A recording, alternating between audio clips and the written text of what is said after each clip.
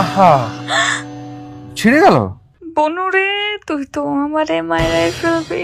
ঠিক আছে, চলো তোমাকে একটা ড্রেস কিনে দিই। আল্লাহ জানে পকেটে কয় টাকা আছে। না লাগবে না, চলো তো। আল্লাহ বাঁচিয়েছে, নতুনটা ওরে দিয়ে আমি এটা নিজের কাছে রাখবো। আরে লাগবে না কেন, চলো তোমাকে ড্রেস কিনে দিই। ওই ড্রেস কিনতে কিনতে তোমার সাথে বেশ কিছুক্ষণ সময় থাকতে পারলাম, ভালোই তো হলো। আল্লাহ আমারে বাঁচাও, আল্লাহ আরেকবার যেন না চায় আল্লাহ। তাই না? ঠিক আছে চল।